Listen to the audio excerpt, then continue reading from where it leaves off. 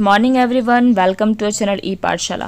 So as per thumbnail आप लोगों ने देखा कि आज हम लोग इतिहास पेडोलॉजी की 4th यूनिट को पढ़ेंगे। सॉरी आरती मैम, मैं बहुत ज़्यादा लेट हो गई हूँ। आपने मुझे कब से बोला इसका वीडियो बनाने का, बट सीरियसली मुझे टाइम नहीं मिल रहा था। और चूँकि अभी त्यौहार वगैरह चल रहे हैं, राखी वगैरह, तो मैं भी खुद अपने घर आ गई हूँ और अपना माइक भी घर भुलाई हूँ। ओके, सो हो सकता है आपको थोड़ी सी मेरी वॉइस में प्रॉब्लम जाए, बट आप लोग थोड़ा सा एडजस्ट कर लीजिए, ठीक है। सो विदाउट वेस्टिंग टाइम हम लोग स्टार्ट करते हैं। इस वीडियो में जैसा कि आपने देखा है कि भैया हम लोग इसमें पढ़ने वाले हैं शिक्षण विधियों को, ठीक है। तो शिक्षण विधियों को, जैसा कि मैं हमेशा ही आप लोगों को बताती हूँ कि शिक्षण विधियों को टेबुलर फॉर्म में पढ़ो। जब आप उसको टेबुलर फॉर्म में पढ़ेंगे तो आपके कंसेप्ट क्लियर होंगे, आपका तुलनात्मक अध्ययन होगा और आपके दृष्टिकोण थोड़े विस्तृत हो जाएंगे, ठीक है। और सामने वाला कोई सा भी क्वेश्चन उठा के पूछ ले, अपने को लिखते आना चाहिए, ठीक है। बिकॉज अपना मेन चीज़ क्या है बेटा, कंसेप्ट क्लियर करना, ठीक। तो स्टार्ट करते हैं। फर्स्ट है हमारा उपकरण मानचित्र। प्रकार की बात करें तो भौगोलिक मानचित्र हो सकता है, भूगोल के बारे में, ऐतिहासिक मानचित्र हो सकता है, राजनीतिक मानचित्र हो सकता है, जलवायु का मानचित्र हो सकता है। आप कैसे करोगे, आप उसके उपयोग की विधि कि आप क्षेत्रीय जानकारी के लिए उसके उपयोग कर सकते हो, स्थानीय संबंध दिखाने के लिए, ऐतिहासिक घटनाओं को समझने के लिए, ठीक है। अब जो जो अपन ने लिखे हैं ना उन्हीं को लिख दो। विभिन्न देशों की सीमा दिखाने के लिए, विकास दर दिखाने के लिए, मौसम जलवायु के लिए, वैश्विक स्थानीय दृष्टिकोण के लिए, ठीक है। उदाहरण की बात करें तो मानचित्र में आप विश्व का मानचित्र हो गया, भारत का मानचित्र हो गया, भौगोलिक मानचित्र हो गया, तो ये आप लिख सकते हैं, ठीक है। तो ये आपको मेनली जो उपकरण, उसके प्रकार, उपयोग, विधियां बताइए, ठीक है। चित्र, चित्र क्या है, ठीक। कोई चित्र ऐतिहासिक हो सकता है, वैज्ञानिक, सांस्कृतिक वगैरह हो सकता है। कोई भी चित्र आप देखते हैं तो आपकी अवधारणा स्पष्ट होती है, आपकी दृश्य जानकारी बढ़ती है, मतलब आप किसी चीज़ को देखते हो ज़्यादा याद होता है ना, वास्तविक जीवन से रिलेटेड हो सकता है। विद्यार्थी जो है चित्र देख के कल्पना करने को प्रोत्साहित होता है, ठीक है। समझ बढ़ाने में हेल्प करता है। उसके बाद भाषा और साहित्य को समझाने के लिए, कभी कभी भाषा जो होती है थोड़ी सी कंफ्लिक्ट टाइप की हो जाती है, तो उसको समझाने के लिए हम चित्रों का उपयोग कर सकते हैं, ठीक है। दृश्य प्रस्तुति के लिए, कोई भी काल होता है तो मैं आपको बोलूँ कि 16वीं शताब्दी में, 18वीं शताब्दी में, 19वीं शताब्दी में, पर जब मैं आपको उसका चित्र के माध्यम समझा दूँ कि 16वीं मतलब इस टाइप से चला है, तो आपको ज़्यादा बेहतर तरीके से वो चीज़ें समझ में आ जाती हैं, ठीक है। इसमें जैसे महान चित्रकारों की पेंटिंग्स होंगी, ऐतिहासिक घटनाओं के चित्र हो गए, टेबल्स वगैरह हो गए, ये सब इसके अंतर्गत ही आएगा। चार्ट, चार्ट का बताओ, चार्ट का क्या कर सकते हैं हम लोग। डेटा चार्ट होते हैं, तुलनात्मक चार्ट होते हैं, प्रक्रिया चार्ट होते हैं। तो चार्ट का मेनली उपयोग होता है आंकड़ों को संक्षेप में दिखाना। मैं क्या कर रही हूँ अभी, संक्षेप में दिखा रही हूँ ना, कोई पोथी तो आपको सुना नहीं रही हूँ, ठीक है। नेक्स्ट है विषयों की तुलना करने के लिए।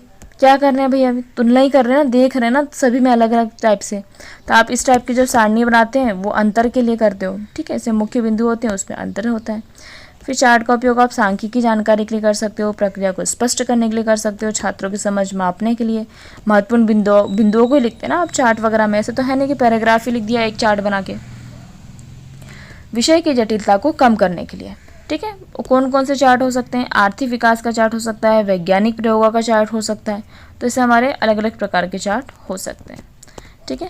तो नेक्स्ट आता है हमारा मॉडल। मॉडल क्या है, मॉडल किसी चीज़ का मॉडल होता है ना, आप लोगों ने आज मॉडल बनाओगे, प्रोजेक्ट्स बनाओगे। वर्किंग मॉडल भी होता है, ठीक है।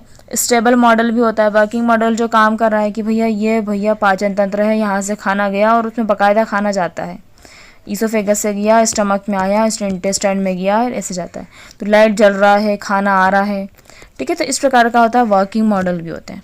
तो ऑब्वियस सी बात है, जब आप किसी मॉडल को देखते हो तो मॉडल से क्या होगा, आपकी अवधारणाएं क्लियर होंगी, कॉन्सेप्ट क्लियर होंगे।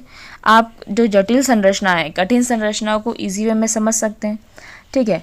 उसके बाद विज्ञान और गणित की अवधारणाओं के लिए हम मॉडल को यूज़ करते हैं। प्रक्रिया और यंत्रों की कार्यविधि को समझने के लिए, मेरे लिए इसमें कार्यविधि को समझने के लिए हो जाएगा, ठीक है। निर्माण प्रक्रिया को समझाने के लिए कि वो मॉडल मतलब वो चीज़ कैसे बनी है।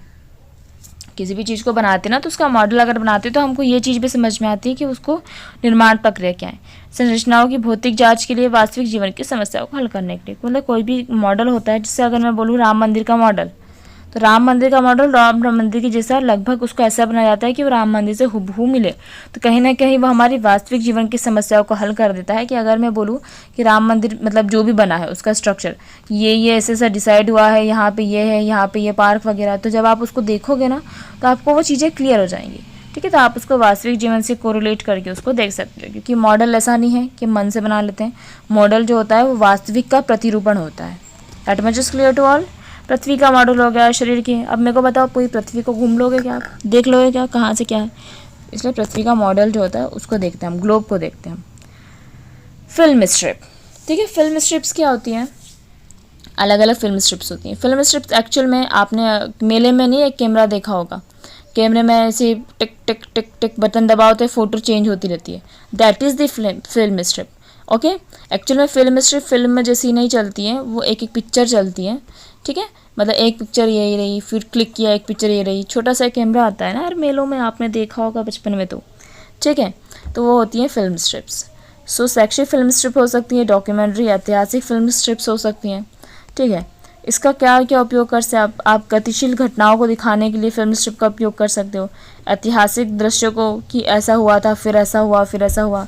जैसे आज 15 अगस्त ना, 15 अगस्त में आपने एक वो मैंने देखा यार, एक आजकल तो शॉर्ट वीडियो देखा था मैंने, उसने अपने जो तिरंगा है उसके तिरंगे की डाली थी फ़ोटोज़ कि मतलब 1921 में ऐसा था, फिर 1946 में ऐसा हुआ, 1947 में ऐसा हुआ।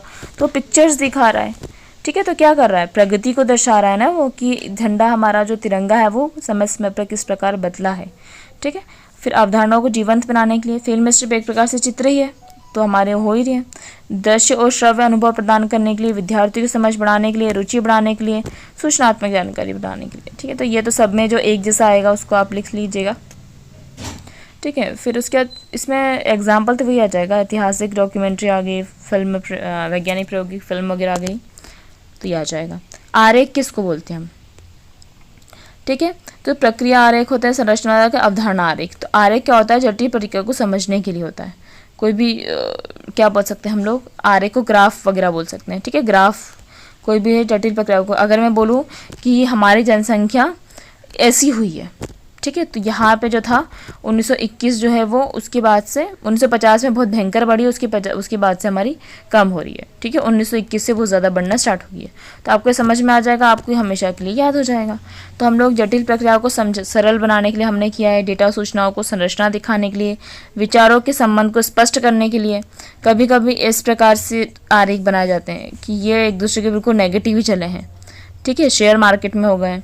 टॉपिक की संरचना को दर्शाने के लिए, विचारों की रूपरेखा तैयार करने के लिए, जटिल अवधारणाओं को सरल बनाने के लिए, विषय वस्तु की विभिन्न पहलुओं को दिखाने के लिए, प्रक्रिया सिस्टम को समझाने के लिए, ठीक है। प्रक्रिया सिस्टम को समझाने के लिए मतलब अपन फिजिक्स में भी इसका उपयोग करते ना, कि मतलब जैसे जैसे कोई फिजिक्स को छोड़ो यार, हम किसी घटना की बात करते हैं कि जैसे जैसे हमारी शिक्षा बढ़ती गई वैसे वैसे क्या हुआ, अंग्रेज़ों का हमारे पे दबाव कम होता गया। मतलब इस टाइप से जो भी हम लोग ग्राफ बनाते हैं वो इसके अंतर्गत आ जाते हैं। That much is clear to all. तो आरेख हो सकते हैं, गणितीय वैज्ञानिक हो सकते हैं, प्रक्रियाओं का आरेख हो सकते हैं, संरचनात्मक आरेख हो सकते हैं।